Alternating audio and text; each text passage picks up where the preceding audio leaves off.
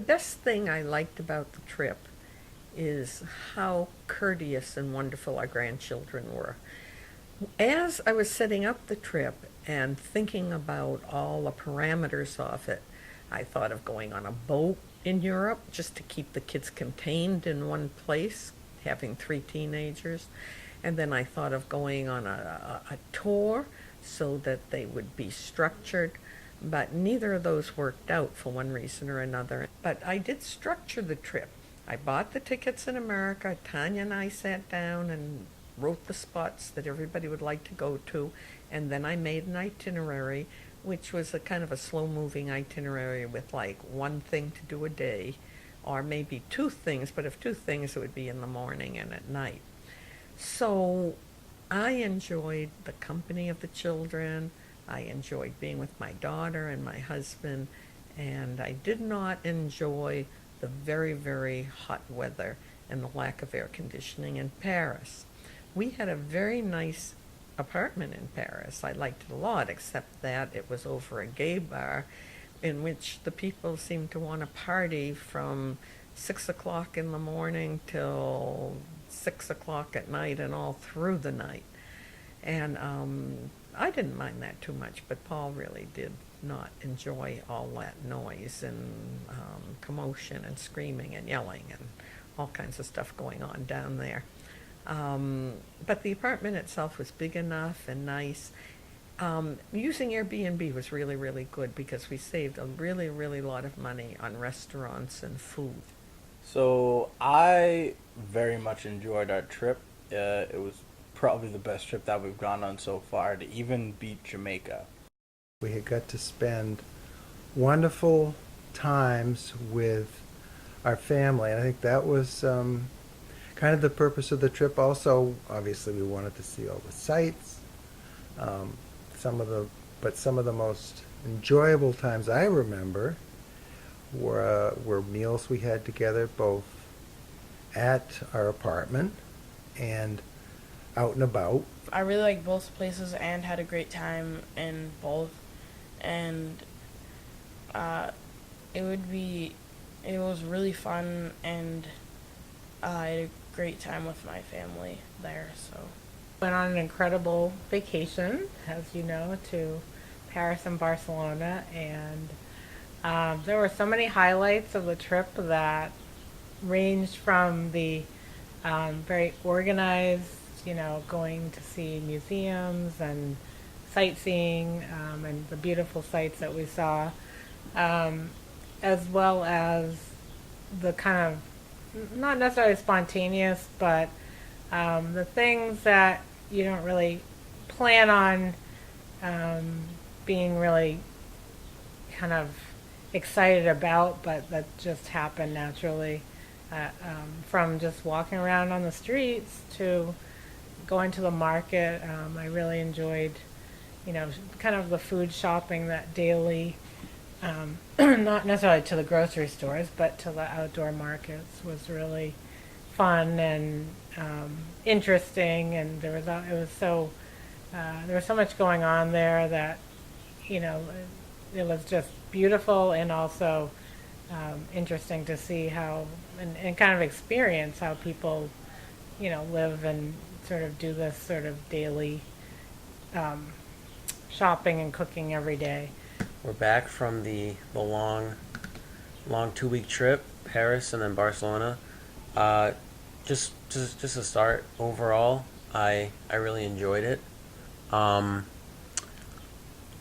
talk about Barcelona for a little bit, because of the two, I mean, both were amazing, but of the two, I think that I enjoyed Barcelona better for a few reasons. First off, we all know that overall the food was kind of a big problem for us, and like in Paris, it was kind of hard to communicate. I know Grandma, she could talk a good amount of French, but still, it was definitely more difficult trying to convey like that we had an allergy, and that we couldn't eat like peanuts, tree nuts, and so that was definitely a barrier for Tristan and I, and it kind of like impeded the rest of the family as well, because we couldn't always go out to eat. And I know I really wanted to personally. I wanted to try some like really authentic French food, but that wasn't really possible. And so that's why I liked. That's one of the reasons why I like Barcelona better, because I speak Spanish, and I take Spanish in school, and so I speak I'd say a pretty good amount of Spanish, and the people of Barcelona, that they speak Catalan, but they also speak and understand Spanish. It's not that far off. It's like a little mixing of, I think it's French and Spanish for Catalan, but yeah, they understand Spanish too. And so I was able to tell them that I had an allergy and that I couldn't eat peanuts, tree nuts, stuff like that. And so I felt a lot more comfortable eating the food. And I got like, we went to the La Bocaria almost every morning. And they had fresh bread that I could eat. So much fresh fruit. And it was really delicious. Fresh fruit juice, which I really like too. Mango, orange. They had pineapple, coconut, papaya, like everything you can imagine. And also one thing I noticed is like the colors. The colors of the fruit were really like, they were really vivid, and I thought that was pretty cool. So I took some pictures of that because it's cool seeing like just how fresh it is.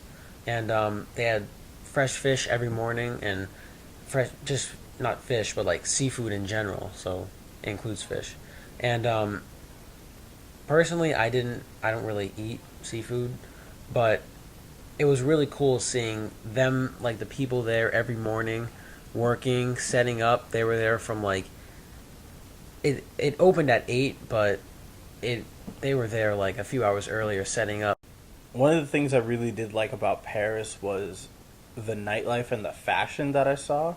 It was kind of, it was really nice to see like a different style of fashion, which was like everybody looked like they were very well put together. Even like the homeless people, they were like, they looked nice, I guess. I really loved seeing the Eiffel Tower. I had no idea how big it was, but it was really fun to see it, and then it was really fun to have a little picnic with all of us underneath it and kind of talk about what we had been experiencing. The highlights of the sightseeing, I like seeing the Eiffel Tower. It's very beautiful. It's much more, I'm not sure what word I'm looking for, but I guess it's more impressive to like be there, be next to it, see how the structure of it. And I kind of wish that we had gotten to go to the top, or go to the second floor even. I definitely wish that we had gotten to see it at night, because I really did want to see it kind of twinkle and sparkle when they put the lights on, but we'll save that for another time. But we had a nice picnic underneath. Another thing I liked about Paris was the Eiffel Tower. It was gorgeous up close. I didn't really think that it would be as stunning as the pictures really make it, but once you actually got there, it was really like, it was cool to see. Really fun. I love going on the Bateau bus, the water taxi in Paris, because you got to see, so much of the beautiful architecture as you glided down the river, and that was really impressive and kind of relaxing. It was a good way to kind of introduce us to the city, especially when we were tired just coming in from, flying in a couple of days before. So that was a nice way to start off our sightseeing. One other thing that I enjoyed was the Bato bus, actually. So it's like this water taxi, I guess you could say, and it runs down the La Seine, the river that flows through Paris. And so you got on, you paid for a ticket, and it was good. I think we paid for the 2-day tickets, and so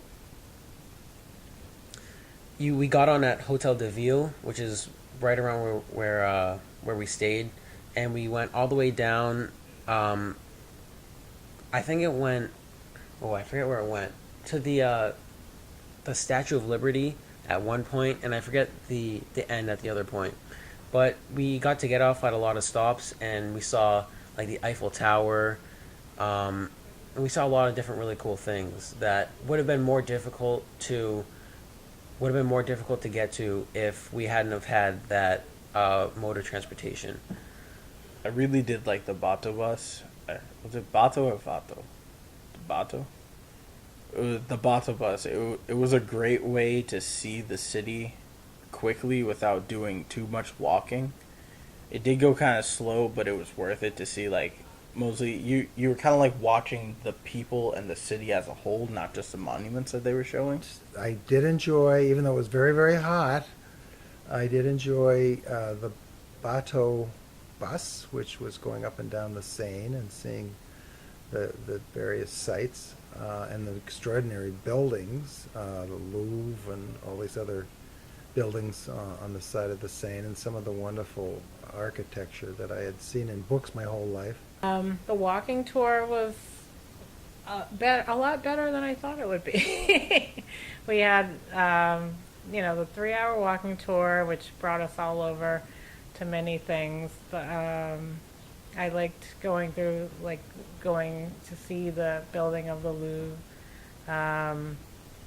and just, walking around and hearing funny, different stories that, were a little bit different than history books or, the things that the guide Paul was able to add on to make it really interesting and exciting. One thing I actually enjoyed thinking back on it was the tour. It was a pretty long tour. It was like 3 or 4 hours, but we got to see a lot of stuff, and he explained a lot of stuff to us. So I think overall, I definitely enjoyed it. He gave us good information. We saw like Notre Dame. We saw the Louvre. We saw Jardin des Tuileries, I think it's pronounced. We walked across the Champs-Élysées, the Arc de Triomphe we saw, and overall I definitely really enjoyed it. Paris was wonderful. Our 3.5 hour tour of Paris was rather hot, but the guide we had was so entertaining that you actually were able to forget about the heat a little bit and how long the tour was, because he gave a very colorful presentation of some of the figures in French history. So I really, despite the heat, despite the distance, and a little problem with my back, I really enjoyed that. Some things I liked about Spain: the monuments and the churches were absolutely beautiful. I really liked the Sagrada Familia. It was I didn't like the outside as much as I liked the inside. They really used the stained glass. It was really cool. And I never expected to walk into a church and be so breathtaking. I've walked into so many churches. We've been in so many churches in Europe, so many churches in South America. We had just gone into Notre Dame in Paris, which was supposed to be such a fabulous place. But when I walked into Sagrada Familia, with its high ceilings, they looked like they were 200 meters high. No, not 200 meters. That's maybe at least 100 meters. And so light and airy with the gorgeous stained glass windows. It was just breathtaking. And I just really am happy I had the opportunity to go and see this church. And in Barcelona, some of my favorite things were, I'm trying to think, I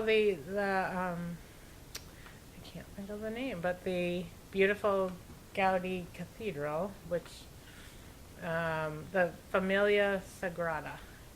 Yes. So that was just so beautiful inside, and from the outside too. But they still have construction, materials happening around the outside of the building, but the inside, I love the stained glass.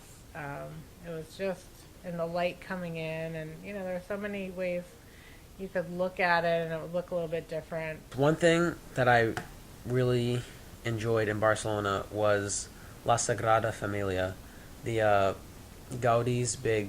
I think it's like a church, some type of cathedral. And so I didn't think it was going to be that big, to be honest.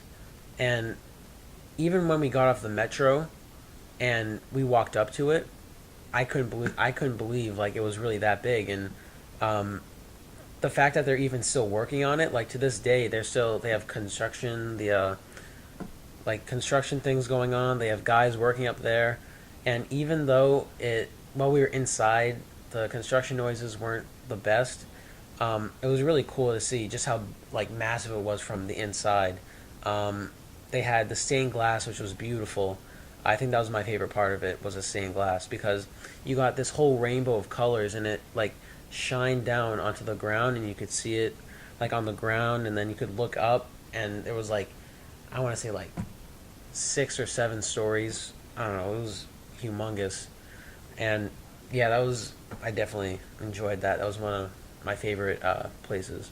I think one of my favorite places we went to on the trip was Sagrada Familia, or the Sacred Family.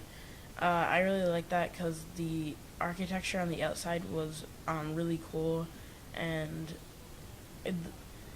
but some of the things, like, they've been working on it for like they're still working on it, they're still building it, and like it's just kind of cool to think how something that was being built, I guess a pretty long time ago, is still being built, and it's still growing, like how the, I guess, culture is growing of Barcelona.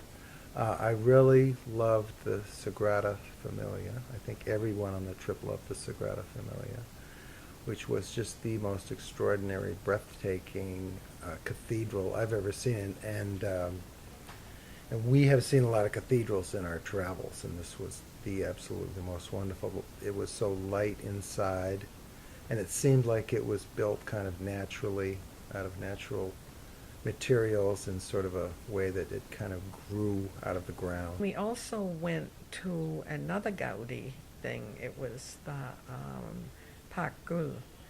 And even though the Parc Güell, in terms of, it was kind of disappointing as a park in a way, but there was one shady place under the bridge where they were playing music, and we sat there for the longest time in the shade, and it was just such a pleasant, mellow time for us. And the kids went.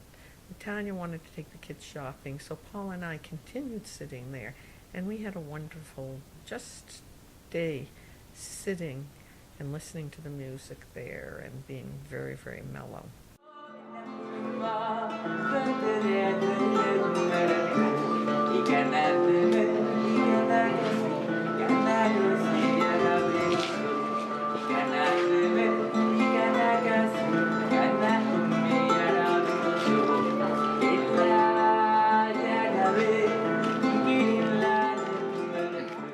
On the beach, going to the beach with the boys was fun. I really like the beach too, because sometimes we just got to, the 2 days we went, we just kind of got to relax, because maybe like the couple hours before that we were doing something like walking a lot, or the day before that we were walking a lot and doing a lot of stuff, and we were kind of tired. So going to the beach was like a relaxing time. Another thing I enjoyed was Barceloneta, the beach in Barcelona. I like beaches, and so I thought it was really cool to just go to the beach and relax, because we did a good amount of stuff. We did a lot of walking, and when we had free time, personally, I thought it was really cool. Like really nice, and it took a lot of stress off me just going to the beach and being able to like lay down. Uh, when we went to Camp Nou, that was one of my top uh, places that we went to, and it was like one of my favorite places. So Camp Nou is a soccer stadium in Barcelona that the FC Barcelona plays at, and we took a self-guided tour through Camp Nou, and it was called the Camp Nou Experience. Uh, and I think that was really fun because it's kind of like you get to explore.